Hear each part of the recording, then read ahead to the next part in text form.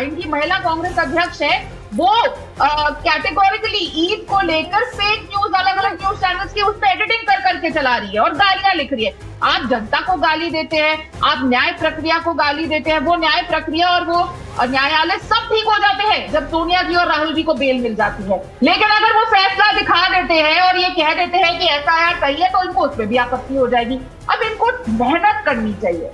आप सिर्फ आरोप लगा लगा के बताइए ना इन्होंने क्या ऐसे काम किए जिससे जनता इनको छूटेगी।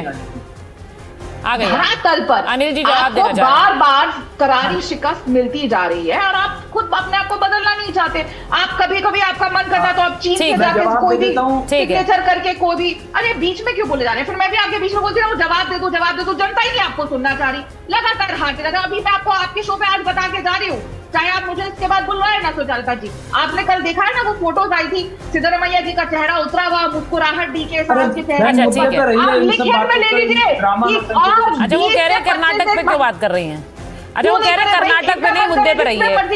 कर्नाटक मेरे देश का हिस्सा नहीं है। अभी क्योंकि ये बात करना इसलिए जरूरी है क्योंकि इन्हीं के डिसीजन की वजह से जैसे ही सिद्धरमैया साहब राज्यसभा में जाएंगे वैसे ही इनकी सरकार वहां पे कुछ महीनों में गिर जाएगी, फिर ये रोना रोएंगे। अच्छा कर्नाटक में सरकार गिर जाएगी। अच्छा एक मिनट, मैं अब अनिल जी के पास जा रही हूँ। अनिल जी, एक बयान मैंने चलाया राहुल जी का, वो बोल रहे थे कि एसआईआर की प्रक्रिया में आप लोगों के वोट काटे जा रहे हैं, संविधान के खिलाफ ये कार्रवाई हो रही है।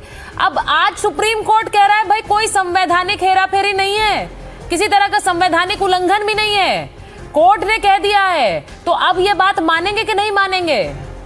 हाँ, मैं आपकी बात का जवाब दूं उससे पहले मैं एक बात कहना चाहूंगा कि जब भी हम किसी नेता को संबोधित करते हैं, खासकर बड़े नेताओं को, अब मैं किसी को कोई तड़ी पार कहूं या कोई किसी को शहजादा कहे, इससे हमारी मर्यादा कम होती है। मुझे लगता है कि सम्मानित नेताओं का नाम सम्मान से ही लिया जाना चाहिए और इसी तरीके से एक सभ्य डिबेट होती है। जहां तक बात है कि भाई आपने क्योंकि कहा कि विपक्ष को करारा जवाब मिला है या विपक्ष की हार है, देखिए हार हर उस व्यक्ति की मानी जाएगी जो लोकतंत्र में विश्वास रखता है। आपको ये बात समझनी पड़ेगी कि एसआईआर की जो प्रक्रिया है, एसआईआर का जो प्रोसेस है, वो उसमें कोई दिक्कत नहीं है। एसआईआर कोई पहली बार कोई बीजेपी थोड़ी करा रही है कि उसने नया शुरू किया है, पहले भी होता है। हाँ। लेकिन उसकी जो इंटेंशन है, जो उसका तरीका है, जो उसका स्टाइल है जिसमें वो किया गया, उस पर हमें पूरी आपत्ति है। और समय समय पर खुद सुप्रीम कोर्ट ने भी कमियां मानी ना।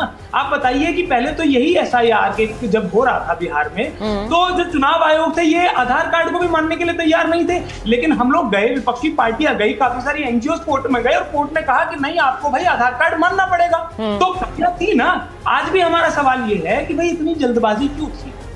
आप ये बताइए कि बीच चुनाव में सुप्रीम कोर्ट को कहना पड़ा कि भाई राजनीतिक पार्टियों से भी कहा कि आप अपने बीएलएस को भी लगाइए, पैरालीगल की हेल्प लेनी पड़ी। इसका मतलब बिना तैयारी के ये प्रक्रिया शुरू करी गई। हमने देखा कि कैसे बीएलओस की वीडियोस आ रही है जो कहते हैं कि भाई इतना ज्यादा काम दे दिया गया है, लोगों ने आत्महत्या की है और दर्जनों लोग ऐसे थे, अलग अलग प्रदेशों में ऐसे थे।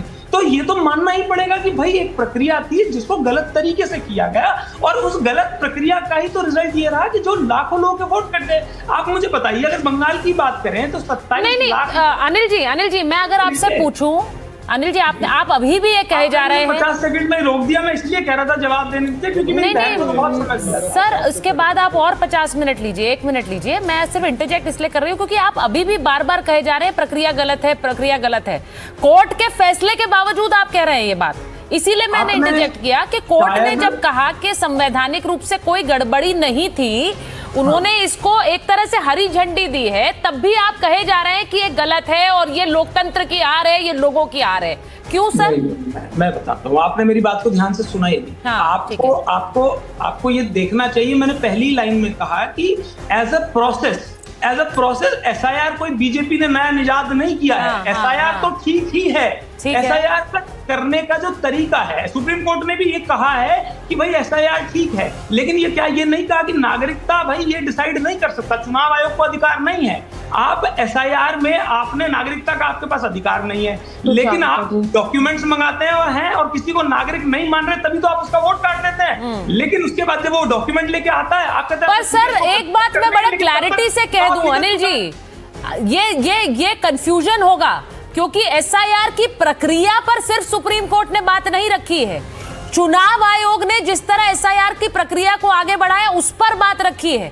दोनों में फर्क करके बात बताइए, क्योंकि आप बार बार ये कह रहे हैं एसआईआर को सही कहा, हम भी एसआईआर को सही कहते हैं, लेकिन गलत तरीके से किया गया।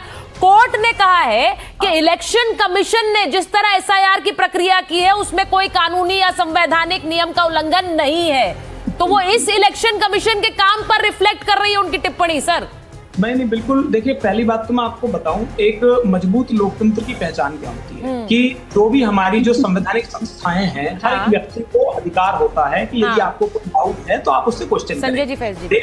देश के प्रधानमंत्री को देश चुनता है, लेकिन हम क्वेश्चन करते हैं ना, क्योंकि लोकतंत्र का मतलब ही है, लोकतंत्र में आप लोग सवाल पूछते हैं ना।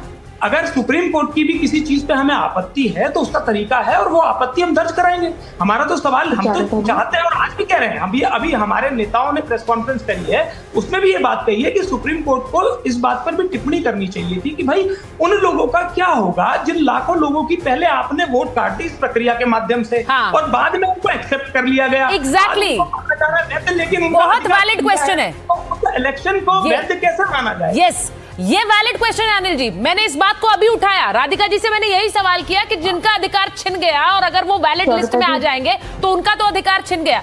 ये आप बिल्कुल वैलिड क्वेश्चन उठा रहे हैं सर, लेकिन मैंने फिर वही बात कही कि ये डिस्टिंक्शन, यानी कि ये बिल्कुल साफ ढंग से बात आनी चाहिए कि जो एसआईआर की प्रक्रिया हुई है उस पर ही टिप्पणी की है कोर्ट ने।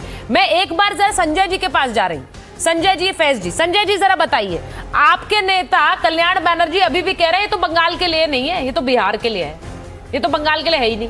उन्होंने कोर्ट में, अब वो तो बहुत वरिष्ठ वकील भी हैं, लेकिन वो कह रहे हैं बिहार के लिए है, बंगाल के लिए नहीं है। इसका क्या मतलब भाई? जय गणेश कुमार बाबा की जय, जय गणेश कुमार बाबा की जय, जय गणेश कुमार बाबा की जय। चलिए पहले से स्टार्ट, राधिका खेरिया जी का जवाब हम पहले दे देते हैं। राधिका खेरिया जी बोला है बहुत सारे जगह में टीएम से जीते हैं। गणेश कुमार बाबा, गणेश कुमार बाबा, गणेश कुमार बाबा कह रहे थे, हम गणेश सुन रहे थे महाराज। ठीक है महाराज, आपको गणेश सुनाई दिया, बहुत अच्छे। मतलब जो गणेश तो हम लोग को पूजा पाठ के सबसे पहले होता है। वक्रतुंड महाकाय शूलकोटि समप्रभा निर्विघ्नं कुरु देव सर्व कार्येषु सर्वदा। जय गणेश भगवान। मेरा समय मत खाइए आप, मेरा समय आप मत खा जाइए। तो गणेश वंदना कर रहे हैं। सुनिए, जब लॉजिकली डिस्क्रिपेंसी में 27 लाख आदमी को नाम काटा गया है, नाम काटा ममता बनर्जी को इलाका में 51,000 आदमी को नाम लॉजिकली डिस्क्रिपेंसी में काटा गया है, ममता 15,000 वोट, न्यासी चक्रवर्ती 883 वोट में हारा है, वहां पर 17,000 के ऊपर में वोट, आरूप विश्वास जो हारा 6,000 वोट में, उसको 38,000 वहां से लॉजिकली डिस्क्रिपेंसी से काटेगा। बंकिम चंद्र जो आपको हाजरा है वो हारा है 7,000 वोट से, 12,000 नाम काटा। मलाई घटक जो आसनसोल के एक बेल्ट रहता है, जहां पर 11,000 वोट से हारा है, उसका 57,000। ऐसे 150 केंद्र के नाम हम गिना देंगे जहां पर लॉजिकली डिस्टेंस के नाम पे वोट मतलब जो डिले पर है उसको काटा गया है, लेकिन वहां पर सब चेंज से हारे हैं 150 सीट के नाम पर। इतना तो बोलने का मौका नहीं मिलेंगे। लेकिन सबसे बड़े बात क्या है मालूम है, ये शिवगम उसको लॉजिकली डिस्टेंस देने के लिए बोलता है, लेकिन वो भी छोड़ के 4,000 आदमी को नाम वो कर नहीं पाया, छोड़ के चले गया। ये पूरा